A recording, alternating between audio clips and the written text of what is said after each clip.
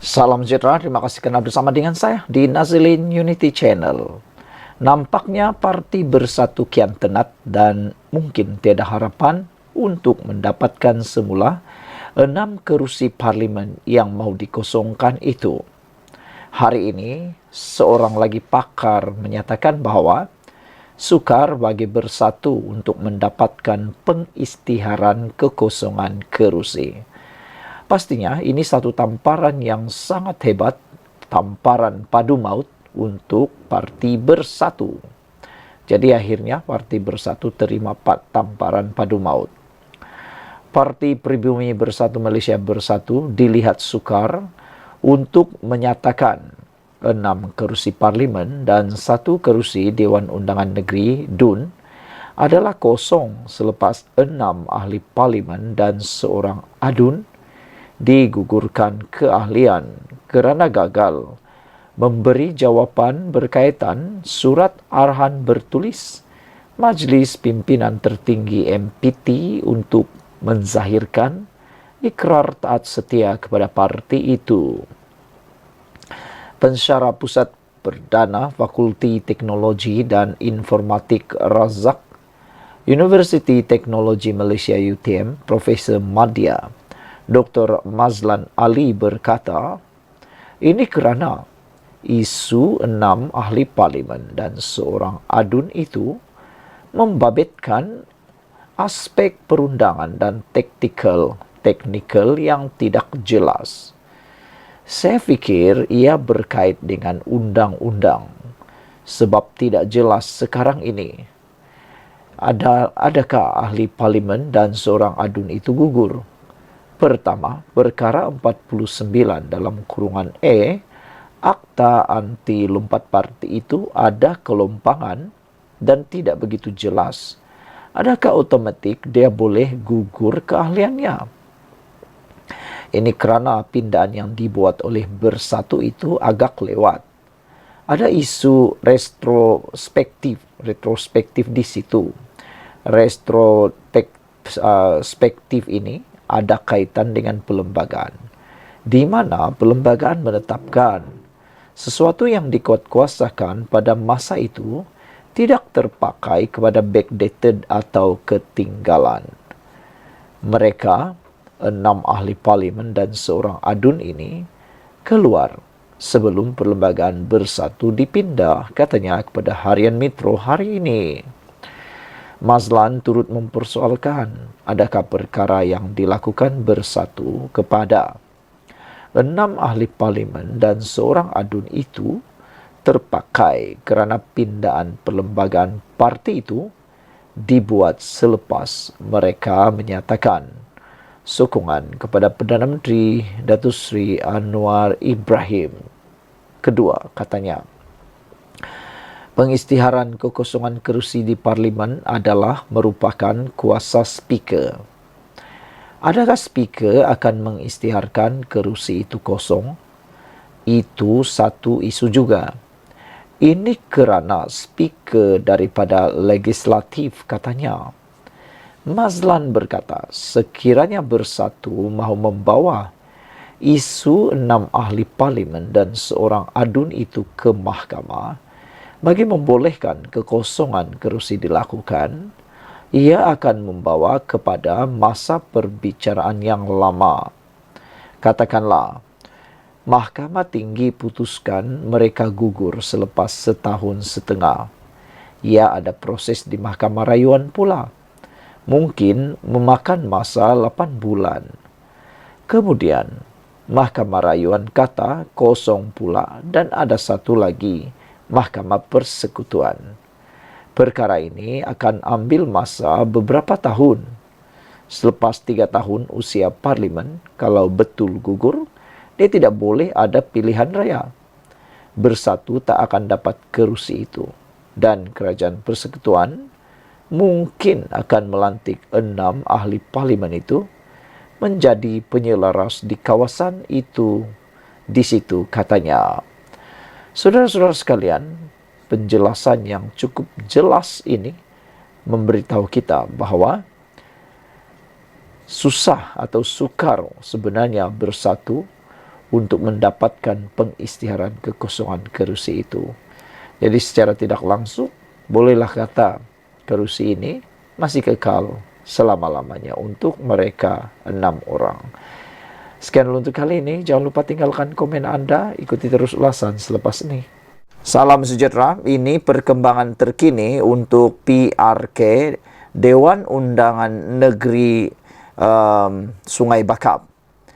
Diberitakan dan dilaporkan PKR akan mewakili Kerajaan Perpaduan di PRK Sungai Bakap. Nampaknya Kerajaan Madani Perpaduan pimpinan Anwar Ibrahim kini semakin kukuh dan kini semakin sefahaman.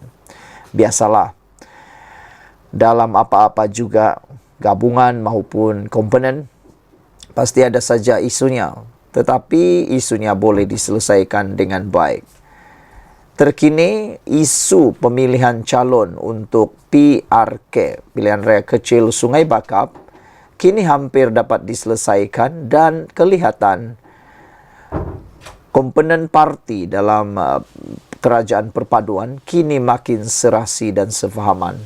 Walaupun baru-baru ini kita mendengar bahawa ada kemauan daripada UMNO untuk meletakkan calon di Sungai Bakap, namun hari ini apabila PKR mengumumkan akan mewakili Kerajaan Perpaduan di PRK Sungai Bakap, maka kini dapat dilihat Kerajaan Perpaduan semakin mantap dan serasi serta sefahaman. Tidak sudah ada isu gigit sana gigit sini, tikam belakang. Yang kita lihat sekarang ialah siapa calon yang akan diletakkan oleh Perikatan Nasional. Adakah PAS masih lagi mahu bertanding ataupun tiba-tiba pula bersatu juga mahu? Dan lebih teruk lagi, kalau tiba-tiba gerakan pula nak menuntut mahu bertanding di Sungai Bakap. Kita pun tahu, gerakan mempunyai isu-isu tertentu, pernah berlaku pertindihan yang akhirnya dapat diselesaikan juga. Hari ini, Pengerusi Pakatan Harapan Pulau Pinang, Chow Kon Yu berkata, PKR akan berusaha merampas semula kerusi itu dari PAS. Kerajaan Perpaduan akan meletakkan calon dari PKR untuk bertanding di PRK Sungai Bakap akan datang, kata Pengerusi Pakatan Harapan PH Pulau Pinang, Chow Kon Yu. Chow yang juga Ketua Menteri berkata, kepimpinan Pakatan Harapan PH dan Barisan Nasional BN sebulat suara memilih PKR untuk bertanding di kerusi Dewan Undangan Negeri tersebut. Dengan semangat perpaduan, kita akan cuba menang kembali di kerusi Sungai Bakap yang sebelum ini sudah 3 penggal diwakili calon daripada PKR, katanya dalam satu sidang media. Katanya Timbalan Ketua Menteri Pulau Pinang I, Muhammad Abdul Hamid pula dilantik sebagai pengarah PRK Sungai Bakap dan akan dibantu 4 timbalan mewakili DAP, Amanah, PKR dan Barisan Nasional BN. Kerusi Dewan Undangan Negeri Sungai Bakap kosong susulan kematian penyandangnya Nur Zamriel Latif daripada PAS pada 24 Mei lalu. Zamri yang juga Ketua PAS Nibung Tebal memenangi kerusi itu dalam pilihan raya negeri Ogos lalu apabila menewaskan calon Pakatan Harapan Nur Hidayati C. Ros dengan hanya majoriti yang kecil iaitu 1.563 selepas memperoleh 15.433 undi. Pada malam tadi dilaporkan PKR Pulau Pinang mencadangkan 5 nama kepada Presiden PKR Anwar Ibrahim untuk dipertimbangkan sebagai calon. Muhammad berkata 5 nama yang dihantar itu melibatkan lelaki dan wanita berusia antara 30 hingga 60 tahun. FMT sebelum ini melaporkan terdapat gesaan pemimpin UMNO Pulau Pinang agar PH memberi laluan kepada BN bertanding di PRK Sungai Bakap bagi menghargai sumbangan UMNO dalam kerajaan perpaduan yang mengangkat Anwar Ibrahim sebagai Perdana Menteri dan memenangkan calon PH Pang Siok Tau pada PRK Kuala Kubu Bahru. UMNO pernah memenangi kerusi itu pada PRU 2004. Suruhanjaya pilihan raya dijadwalkan bermesyuarat pada 6 Jun ini bagi menentukan tarikh penamaan calon serta hari pengundian. Kita ucapkan tahniah syabas kepada kerajaan perpaduan kerana telah pun bersepakat bersatu hati membuat keputusan muktamad bahawa PKR akan mewakili kerajaan perpaduan di PRK Sungai Bakap. Perikatan Nasional bagaimana? Kita tunggulah nanti apa pula yang akan terjadi pada mereka. Kita jumpa lagi. Bye-bye. Salam sejahtera, terima kasih karena bersama dengan saya di Nazilin Unity Channel. Ini berita yang kita tunggu-tunggu, senarai calon untuk pilihan raya kecil Sungai Bakap. Antara calon yang kita dengar dan dikabarkan akan dinamakan di PRK Sungai Bakap ialah, siapa lagi kalau bukan anak kepada Perdana Menteri sendiri, yaitu Nurul Izzah Anwar.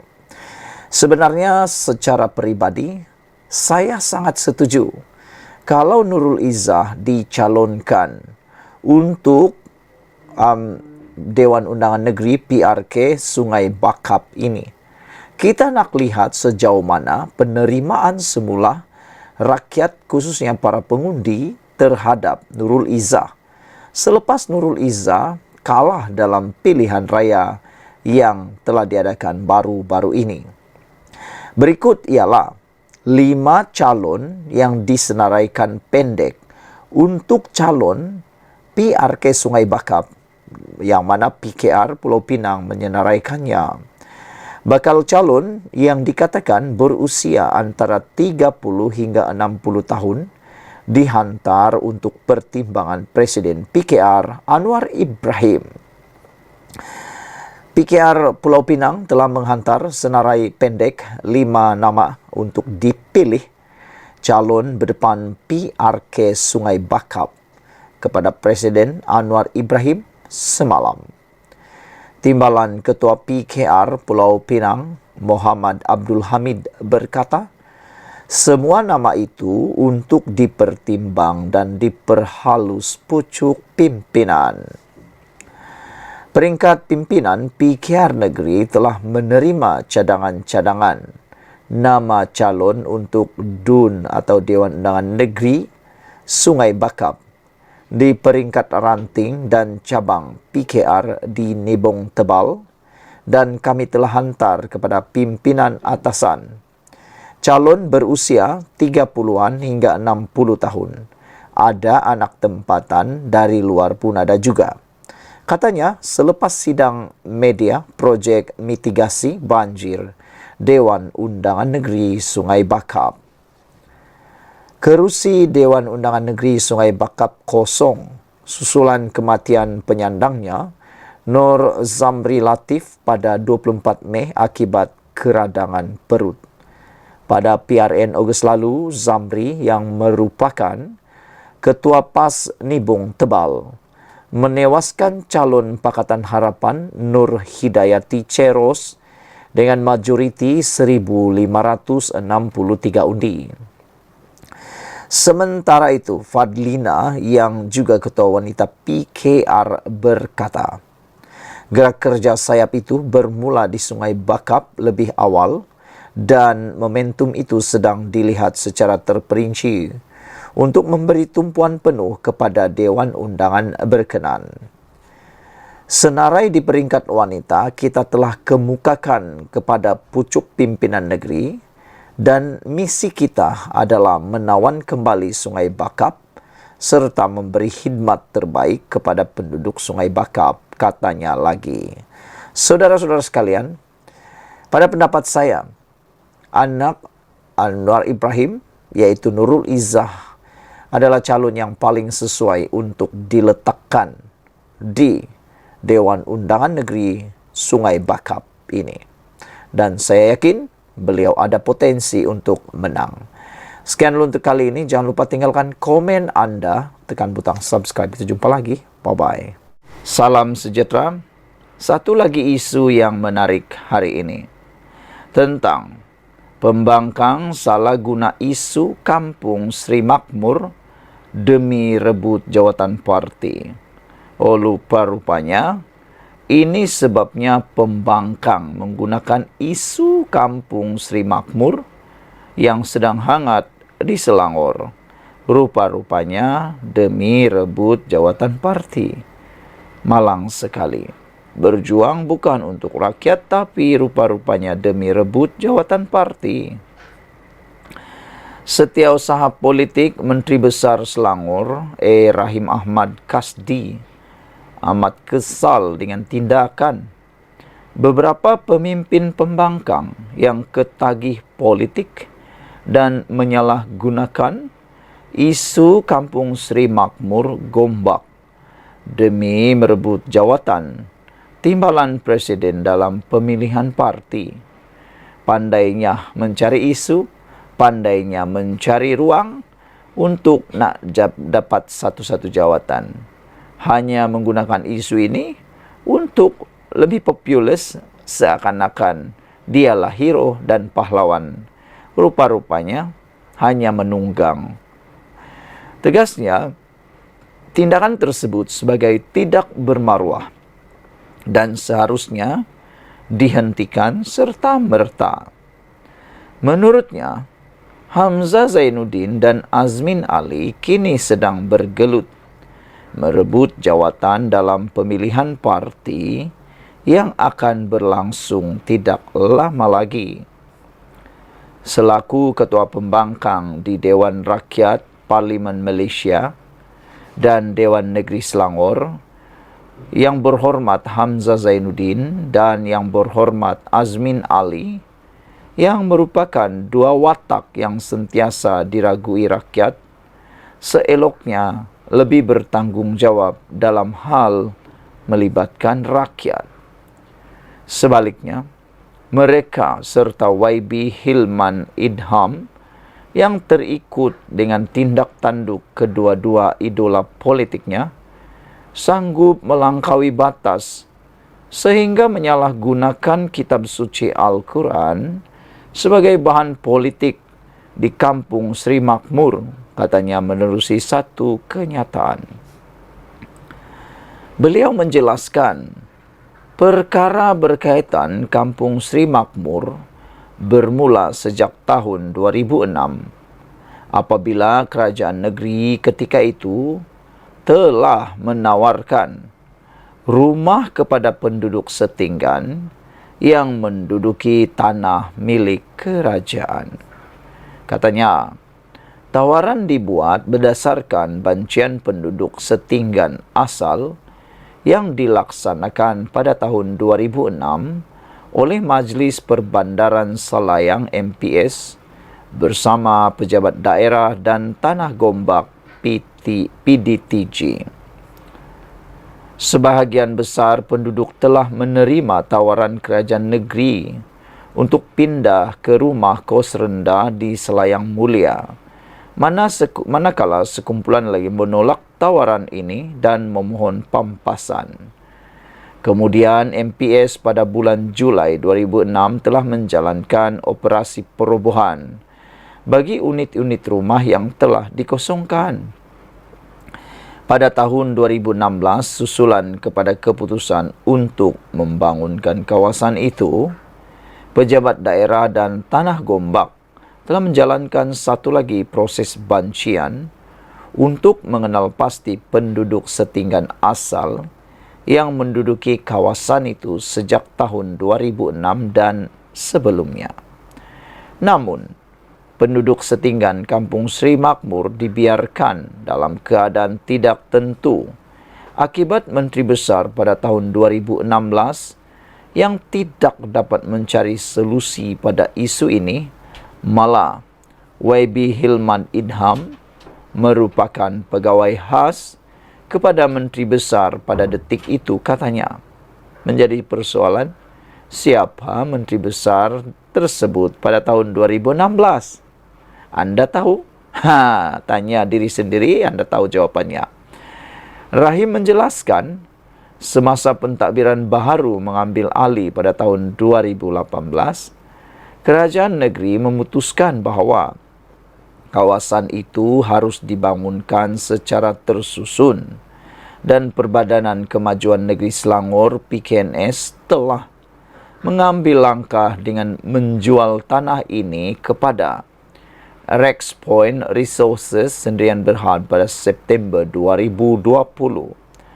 Pada masa yang sama, kerajaan negeri berikhtiar bahawa penduduk asal setinggan Kampung Sri Makmur harus menikmati peluang memiliki rumah sendiri selepas menetap dalam keadaan setinggan untuk tempoh yang lama.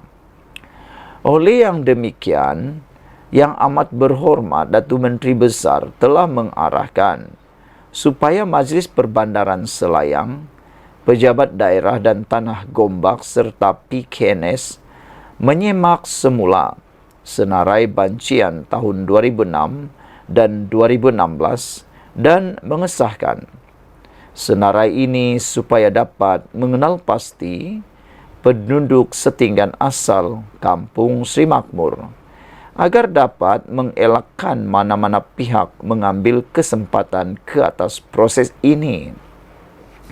Ini yang menjadi asas yang membolehkan kerajaan negeri untuk menawarkan pembelian rumah Selangorku Sri Temenggung berkeluasan 750 kaki persegi dengan subsidi sebanyak RM65,000 setiap keluarga serta bayaran untuk pemindahan rumah sebanyak RM1,000 oleh pihak pemaju kepada 21 setinggan asal yang tersenarai dalam proses bancian tahun 2006 dan 2016 serta disahkan oleh Pejabat Daerah dan Tanah Gombak, ujarnya. Seterusnya, Lembaga Perumahan dan Hartanah Selangor LPHS telah mengeluarkan surat tawaran rumah Selangorku pada 21 Mei 2024 dan tawaran ini diedarkan oleh pihak pemaju kepada 21 setinggan asal yang disahkan. Rahim menambah bahawa syarat dan kriteria yang ditetapkan oleh Pejabat Daerah dan Tanah Gombak adalah keluarga setinggan yang dapat mengemukakan sebarang bukti dokumen bahawa mereka telah menetap di Kampung Sri Makmur sejak sebelum tahun 2006 dan terlibat dalam kedua-dua proses bancian tahun 2006 dan 2016. Malangnya, terdapat juga mereka yang telah meninggalkan kawasan itu tetapi kini menuntut supaya diberikan pampasan yang sama seperti mereka yang merupakan penduduk setinggan asal Kampung Sri Makmur. Selaku setiausaha politik, saya diarahkan oleh Yang Amat Berhormat Datuk Menteri Besar supaya bahawa sepanjang proses ini berjalan, kita harus membela penduduk setinggan asal Kampung Sri Makmur. Meskipun kita mengakui bahawa memindah dari perkampungan asal ke perumahan baharu bukannya suatu proses yang mudah. Waima demikian, penyelesaian yang dicapai adalah bukti kerajaan negeri melaksanakan proses ini dengan amat cermat supaya sekurang-kurangnya penduduk setinggan asal Kampung Sri Makmur akan mempunyai hak kepada rumah yang dimiliki sendiri dengan harga subsidi yang tidak diperoleh komuniti lain, katanya. Dalam masa sama, Rahim turut menafikan dakwaan bahawa puluhan naskah-naskah kitab suci Al-Quran dimusnahkan dalam proses pengosongan Kampung Sri Makmur merupakan satu fitnah keji terhadap penjawat awam dan pegawai keselamatan oleh orang yang tidak bertanggungjawab. Saya amat kesal dengan tindakan beberapa pemimpin yang ketagih politik dan menyalahgunakan isu ini semata-mata sebagai gelanggang kempen yang ingin merebut jawatan timbalan presiden dalam pemilihan parti yang akhirnya tidak akan membawa manfaat kepada rakyat tambahnya lagi.